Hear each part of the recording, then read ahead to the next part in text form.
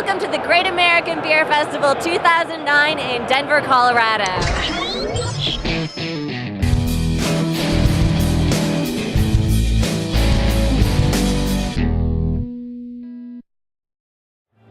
Hello, we're live here again from the VIP Lounge at the Great American Beer Festival 2009, and I am here with one of our wonderful contributors for Draft Magazine, Chef Sean Z. Paxton.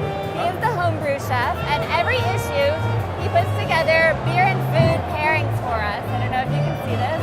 And he does a wonderful, wonderful job with it. The September-October issue, I just wanted you to pick out, we did Chinese takeout and beer. And I know that you spend a lot of time figuring out which beers will go with which foods.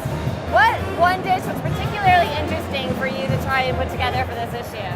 Well, it's interesting, one, when you think Chinese food, it's hard not to think about your simple classic Pilsners, and it's so interesting, but yet, they're very one-dimensional.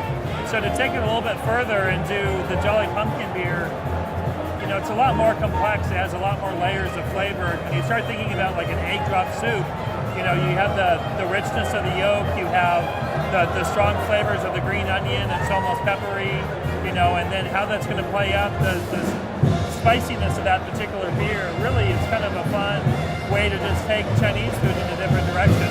Absolutely. And you are here at the GABF doing some interesting things with beer and food, as always. What are you doing for us here in a presentation?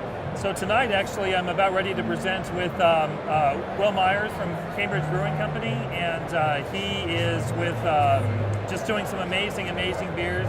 He has one that's actually, it's a saison that actually he puts 4 different kinds of peppercorns in the beer. And so I'm going to take that and actually marinating prawns right now in their shell in that beer, and then we'll roast it in rock salt, which is a great medium to get a great temperature all the way through, much more gentle than just your oven temperature.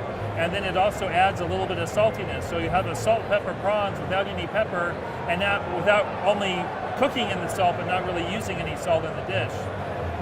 So it's really kind of a fun one. And then the second one that we'll be doing is we have Jolly Pumpkin, actually. Ron Jeffries, his La Rioja, and we have that with some liquid nitrogen, and we're going to do up a sorbet tableside for everybody. Kind of as a palate cleanser, intermezzo, and talk about what else it would go well with. I also have another recipe with a duck braised in his beer.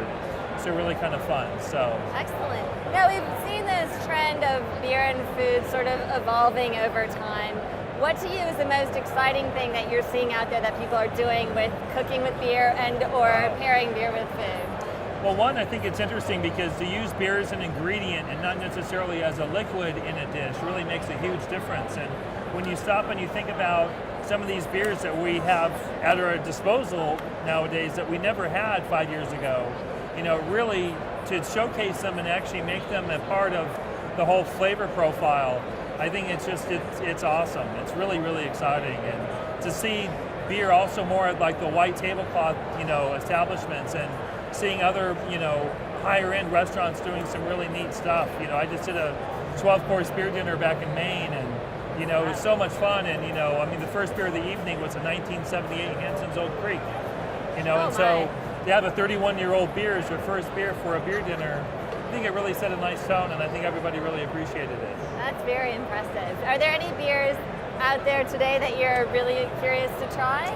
Oh, there's. How much time do you have, Erika? It's neat because you stumble across these ones and you're like, wow, I wasn't expecting that at all, and that's kind of what I'm really looking forward to. I really haven't had that many yet because I've been getting ready for my talk, but a little bit later on tonight, I'm sure I'll enjoy. Excellent. Oh, we'll call it R&D. Of course, it's research. So, well, thank you so much for talking with me. Oh, Good luck on your talk. We hope we can jump over there and see you. Please do. We'll definitely see you around this weekend. Great, thanks a lot. a lot. All right, thanks, Sean. Cheers.